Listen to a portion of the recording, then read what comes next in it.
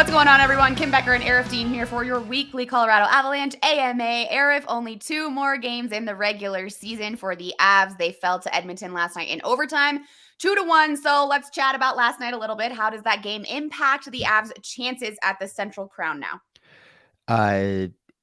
Positively and negatively. Negatively because they couldn't get the second point, and that would have helped a lot. Positively, but because by gaining 1 point and now having a 1-point lead on the Dallas Stars with 2 games remaining for both teams, you now control your own destiny. You don't have to scoreboard watch. You don't have to watch what the Dallas Stars are doing. You beat the Winnipeg Jets. You beat the Nashville Predators. 2 teams that ultimately have not much to play for. The Winnipeg Jets are clinched in the playoffs. They are the number 8 seed. They have that spot locked up. They cannot go up nor down. They have 1 game remaining. It's on the road. It's in Denver on Thursday. I'm going to assume they're going to rest a lot of their top guys and bring a kind of B-level roster to Denver, where the Avalanche should be able to beat them before going into Nashville. That the only thing Nashville has to play for is trying to play spoiler on the Avalanche, assuming Dallas wins both their games. So you don't have to watch the Dallas Stars scoreboard. By gaining a point yesterday against the Edmonton Oilers, the Avalanche now control their own destiny, and that is huge. But I will say, if you're the Avalanche, and if you're an Avalanche fan, you probably do want to do a little bit of scoreboard watching, because the Dallas Stars tonight, Wednesday night, play the St. Louis Blues. Yeah. If the St. Louis Blues can find a way to win this game in regulation, which they are 6-3-1 in their last 10, so you never know. But if the St. Louis Blues can find a way to manage to beat the Dallas Stars in regulation, Colorado defeating Winnipeg, that B-level roster that we expect on Thursday night at Ball Arena, would automatically clinch the Central, which means that flight Thursday night for a Friday back-to-back against the Nashville Predators, a lot of those guys ain't going on that airplane. Nathan McKinnon, maybe Mikko Rantanen, unless he wants to play 82, Alexander Georgiev, Bowen Byram. A lot of guys are going to get some rest, probably Devon Taves. So if you're the Avalanche, as much as you don't need to watch the scoreboard because you control your own destiny, a St. Louis Blues win tonight, Wednesday night, could give the Avalanche the ability to clinch at home and send a B-level roster. Just like we expect Winnipeg to, they can do the same for that last game in Nashville because it won't matter. Okay, how realistic do you think it is if the St. Louis Blues can actually beat the Dallas Stars?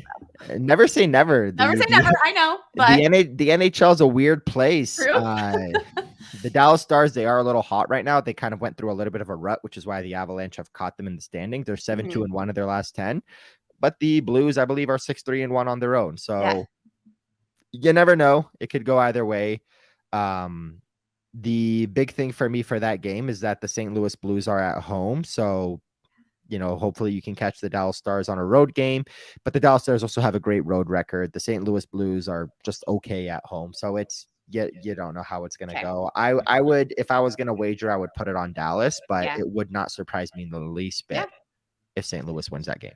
Hey, crazier things have happened. We all know that, especially like you said, in the NHL. So we'll keep an eye on that one for sure. But let's talk about this first round of the NHL playoffs. We don't know who the Avs will be playing quite yet, but who would you rather face in the first round? If you could pick, Arif, would you rather have the Kraken, the Kings, or the Wild? And those are the 3 teams that the Avalanche could face. Now that they can no longer lock up first in the West, they can either lock up first in the Central and play the top wild card seed, which would be either Seattle or LA, or they would lose the division to Dallas in that scenario and be in the 2-3 matchup versus Minnesota. Regardless, Colorado has home ice. They will start the playoffs at Ball Arena for games 1 and 2. This is a tough one. And Seattle is the easy answer because the Seattle Kraken don't have the game breakers the other teams do. They don't have the experience. Their goaltending hasn't been that strong this season, despite them scoring a lot of goals. But the Kraken are also 7-3 in their last 10, while the Los Angeles Kings are 5-5 and Minnesota's 5-3-2. So they're kind of both losing a lot of games. If I had to choose, I would probably still go with Seattle. Second place between Minnesota and LA. I would probably go LA, then Minnesota. Okay.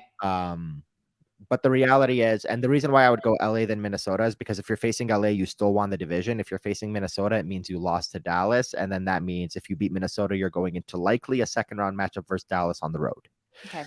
So that would be the order that I would go in. But the way that I see it, regardless of which of these 3 teams you're winning, it would be an upset if the Avalanche, or which of these 3 teams you're facing, it would be an upset if you lose that first round. If you don't win that first round matchup. But I would go Seattle first, LA second, Minnesota third. Yeah, they've got the edge, it seems, on all of these teams. So you would expect that the Colorado Avalanche are definitely the favored team in any of those matchups. Yeah, Okay. 100%. Okay, cool. Awesome. All right. Well, let's talk about the captain, Gabe Landeskog. How worried should we be about him? Do you think we're going to see him in the playoffs? Obviously, it was kind of a we'll wait until the postseason to probably see him, but it's right around the corner. What's it looking like? It's still a question mark that a lot of people have messaged me asking how reporters have not found a way to figure out the Landeskog thing yet. And the reason why there have been no leaks, because there always is leaks, is because I still don't think the team knows. Oh, wow. Okay. I genuinely still don't think the team knows. He didn't skate yesterday, morning skate on Tuesday against the Edmonton Oilers, and he's been taking the ice a lot. He is not medically cleared yet. He is obviously on the ice, but he's not medically cleared to play or take contact. That could change on a dime. How worried should you be? You should be as worried as you have been all season. He's only played 20 playoff games over the last year and a month. He missed the last 20 regular season games last year. He has now missed 80 regular season games and will miss all 82. So Landeskog has played 20 of the last 124-ish, 123-ish games. That's the reality. The good thing is it was the most important 20 games, and it was ones that ended with him raising the Stanley Cup above his head. Like you can never take that away from him or the Avalanche. There's no what could have been questions with them winning a cup. Maybe there is what could have been questions with them winning back-to-back because of the Landeskog injury. But we'll bark up that tree if or when the Avalanche lose in this playoffs, and if or when we find out if Landeskog's even going to play. Yeah. As of right now, you should be about as worried as you have been all season. You haven't seen your captain since opening night when before the Blackhawks game, he raised the cup on home ice just to give, the fans something to cheer about. Yeah. He hasn't played a game since June 26, 2022. And he's just a delightful guy. He's such an awesome guy to have around. The Avalanche don't have him, which is unfortunate, but we've seen what this team has been able to do all year. They are a resilient group. They got a ton of leaders in there. A lot of great players. A lot of guys have stepped up. Mikko Rantanen has scored over 50 goals this year. Just incredible numbers from a lot of guys without Gabe. You hope he can play, but you just don't know right now. I mean, even like you said, having him around, he's just a great guy. Having your captain, it's good for morale. That's a whole other factor and component that's so important to this game. So for the postseason, that would be dire. But I will say, I have been a figure skater my entire life. I skated professionally for 10 years. And when I quit, I tried to go skate after 1 month, and my hip flexors, muscles that I hadn't used in those 4 weeks after being a figure skater for 20 years were sore. So it's also very difficult to come back after missing all of that and just skating in general. So that's a whole other thing. But you also know he's been doing his part to stay in. Sure, of course. But I'm just saying. Yeah. So it'll be interesting to see. I know when or if or when Gabe Landeskog plays this year, he will be effective from the opening puck drop of the first game he's back. For sure. If we get that game. Okay. Fingers crossed. Fingers crossed on that one. Let's talk about a couple other guys that have been dealing with some injuries. Are Manson, Makar, Heim, and Lehkonen going to be ready for the start of the playoffs here? Starting with Josh Manson, Jared Bednar said yes. Okay. Kel Makar, Jared Bednar said yes. Arturi Lehkonen, he might even play a regular season game. Not for sure, but that's the hope. Darren Helm's the only question mark. For the third time this season, Darren Helm is out. And it's really funny because if Manson, Lehkonen, and Makar are all ready to go, and hopefully, knock on wood, no injuries until then, the two guys that could be missing from the first game of the playoffs would be the same two guys that were missing day one at training camp, and Gabe Landeskog and Darren Helm. Darren Helm, we just don't know, and not in a bad way we don't know. We just don't really have any information on it. So if or when he plays is anybody's question. I can guarantee you this: Darren Helm will retire this summer. He wanted to retire last summer. Whether the Avalanche win the cup this year or not and send him off with 2 straight Stanley Cups is anybody's question. We'll find out.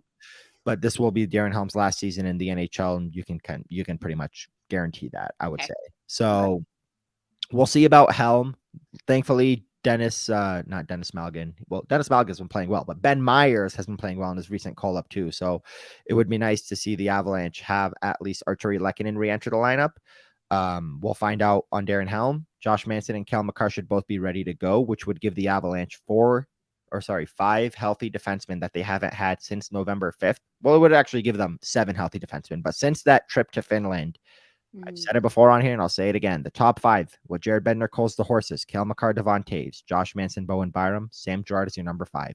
They all haven't played the same game since early November in Finland. The Avalanche having those 5 guys back, plus Jack Johnson and Eric Johnson, the same 7 blue liners they had in the playoffs last year. With those 7, with Georgie doing what he's doing in net, because Georgiev, like, we cannot take away from what this guy is doing. He's got 38 wins on the season, second in the NHL behind Boston's Linus Ullmark, the only guy at 40. And Georgiev is playing about as good as Darcy Kemper was in the regular season last year. The difference is Darcy Kemper struggled mightily in the playoffs last year. He was having a bad time because of that stick that poked him in the eye in game 3 of the first round. Had it not been for that, Darcy Kemper's numbers probably would have been better. But with that, he had to obviously miss a game here and there. He missed almost the entire series against Edmonton. Georgiev has given you regular season Kemper numbers, and it is my expectation that he's going to be better in the playoffs because of that than Darcy Kemper was. And if that's the case, with a healthy blue line, the bread and butter of this team will be that defense. Okay. It truly will. We saw what Josh Manson's effectiveness was directly when he was inserted into the lineup last time he came back in that game against Minnesota. He will do that again. Hopefully he stays healthy. Kale Makar, we know what he is. Bowen Byram just returned after missing a few games with an illness. This team is loaded on defense. Sam Girard's playing the best hockey he's played in over 2 years. Yesterday was easily the best game I've ever seen Sam Girard play physically from a defensive standpoint. The defense and the goaltending will be the bread and butter of this team if Manson and Makar join a group that is fully healthy and ready to rock and roll. And I would assume you agree that the defense has been playing pretty well with what they've got lately, right? 100%. Yeah. The team, I think the Avalanche, I believe, are 5th best in the NHL in save percentage. So that's Georgiev, Johansson, Annunen, Francouz, and I think Kincaid played a few minutes in that game against Dallas. And then in terms of goals against per game, so just how many goals you're letting up in general, the Avalanche are top 10 in the NHL. They are exactly 10th, I should say. Okay. 2.73 goals against per game. So that's what you want to see. Their goals for per game, 11th, and they're inching right so close to that number 10 spot. So they're a top 10 team in both of them. They're 24.8% on the power play, which puts them 5th in the NHL. Their penalty kill, despite it being only 79% and 17th in the NHL, the first 40 games, it was 75%. The second 40 games, it was 84%. So they have taken a massive leap on that end. So the defense is what's going to run this team.